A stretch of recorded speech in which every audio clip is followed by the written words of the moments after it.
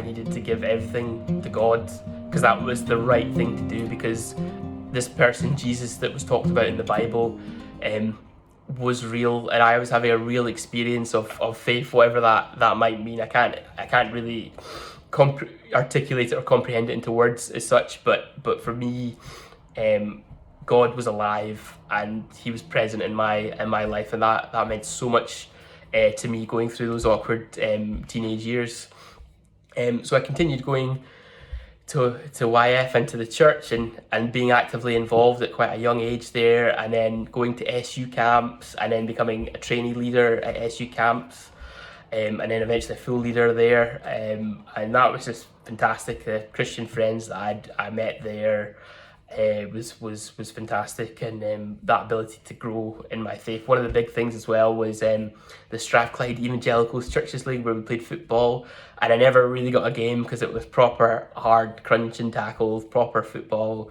And it was maybe 4 or 5 guys who were actually from the church, and the rest were all non-church guys, and it was probably one of the, such a great learning experience for me, to do with outreach and to do with witnessing to people. And I think it's the only Saturday morning amateur league in Glasgow, so it's still even popular to this day all throughout Glasgow, so it's a fantastic thing. But my time at St Silas came to an end when I was 17, coming on 18, when I was ready to go to uni. I went to University of Aberdeen, study engineering, so I went there. That was 2007 now, so that's a long time, believe it or not. I am that old despite the youthful looks, and yes, I am that old. And I have been asked that many times before, so don't ask me that. So what happened there was, in 2007 I came up, and as a trainee leader, the summer just before that, I met my friend Phil Thompson, and me and Phil went to Hebron when Peter Glasgow was there, and while a little known Willie Harrison started to come to Hebron and preach. And that was fantastic, and that was a really great experience. But for whatever reason, I think we decided, or maybe Phil decided, I followed, I'm not sure, to go to Gerrard Street. So went to Gerrard Street kind of maybe halfway through my second year or so. So was at Gerrard Street, and that Christmas of 2008, my aunt and uncle came down. Now they're from Aberdeen. They came down, and they hadn't been with us for Christmas for a while. And Mum's friends were there, maybe a few more than normal. Christmas was always kind of Mum's thing, and Dad was always quite happy for me to go to Mum's for Christmas, because she always loved to make a big deal of it. But what happened was, in January, my aunt took me shopping to get some extra food as a student, which was grateful. And in the car, she told me that Mum had cancer, and what she said was it didn't look good, which to me, as a 19-year-old guy, didn't fully understand that. But what she meant, and what I found out later, was it was terminal, that she was going to die. It was just a matter of time when she died.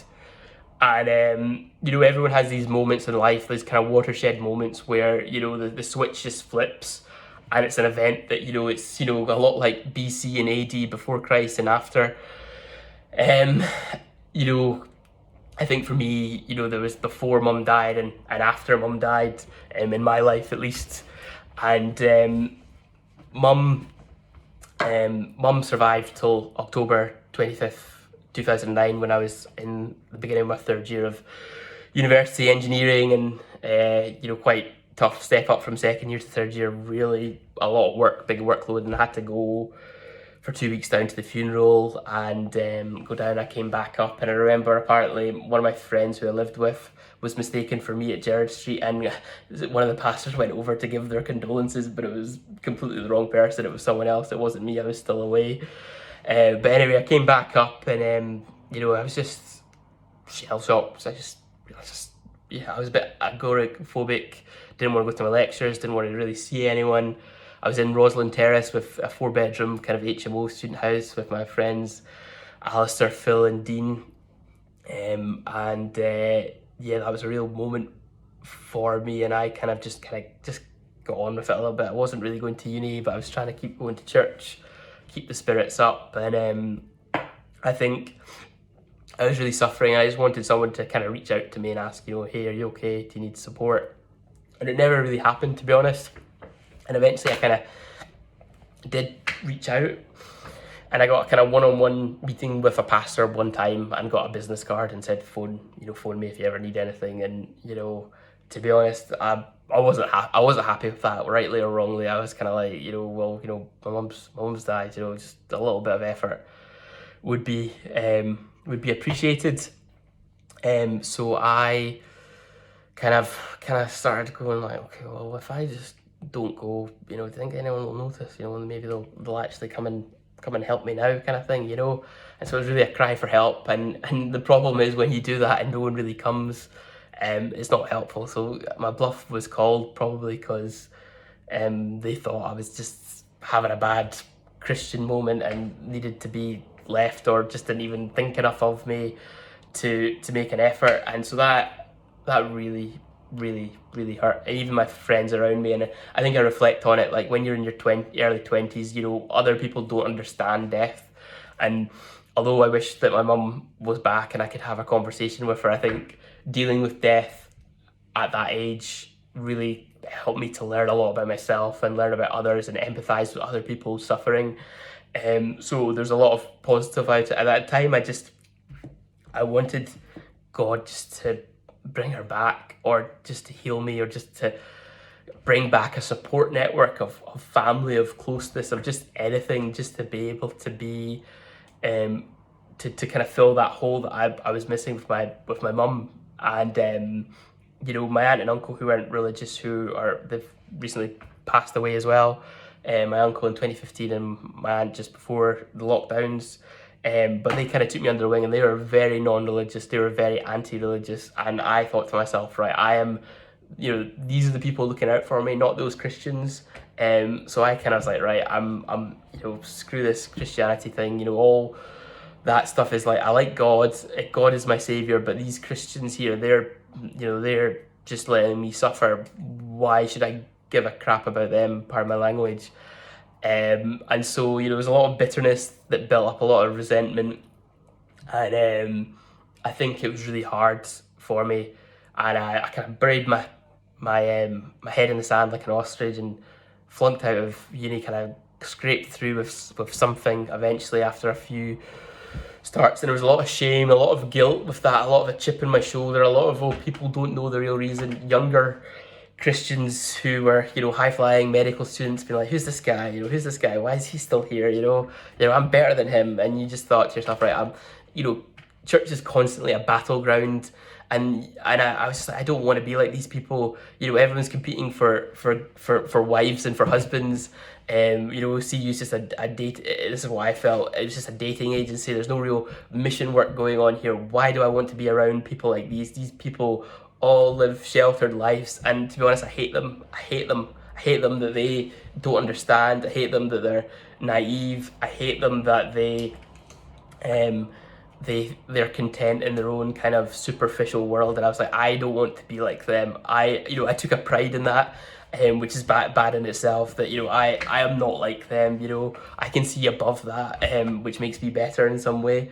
But it really doesn't. But at the time, that's, I guess, how I felt. And I guess what I could describe this period of my 20s as being a lot of false dawns, things looking like they'll get better, a job prospect, a career move, spiritual renewal, like, right, this time I'm going to sort it out. And, there was a lot of depression, there was a lot of hard times, real lows, just, what's the point, etc. But I kept going, and God is faithful. And the thing about it is, what I realise now is, Christians are human beings like anyone else. We all make mistakes, we're all busy, we're all selfish, and we all fall short.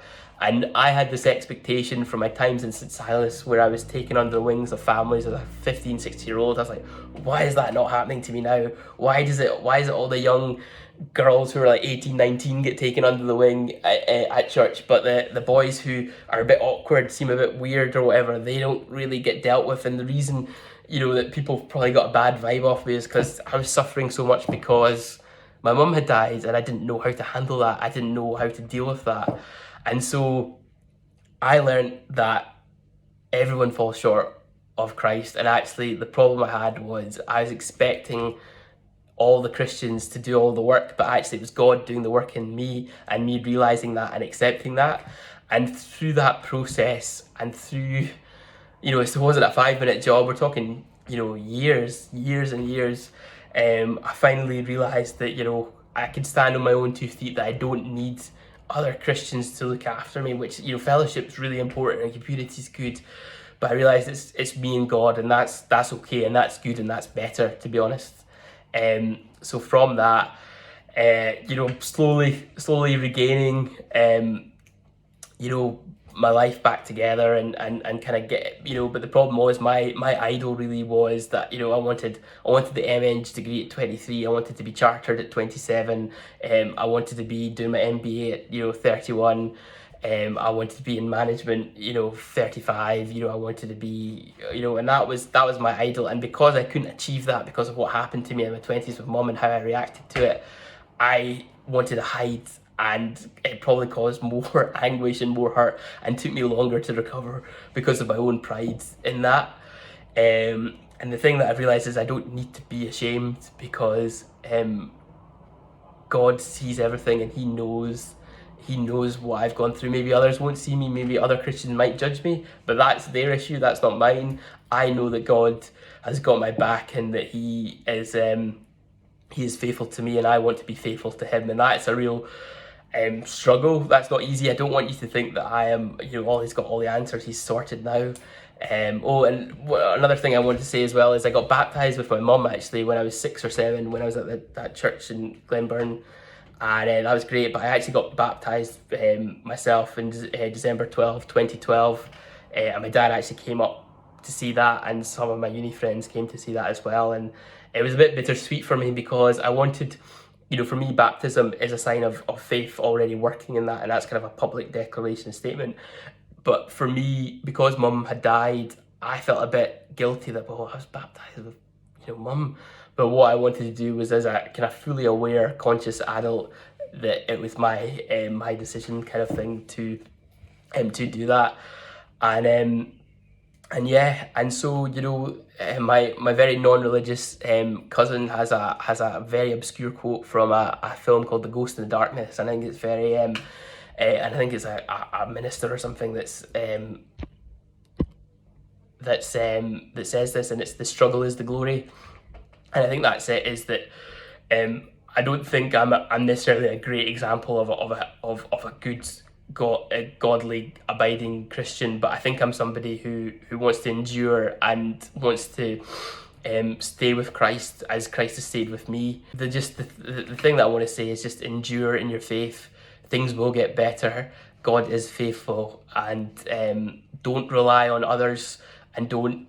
Your salvation is in Christ, not in the Christians around you, and they're just as they've just fallen short as much as you have, whether they've been a Christian for 40 years or 5 minutes. We should all be there for one another, but we all shouldn't expect too much of each other and get too downtrodden when we feel let down. We should be open and honest with each other.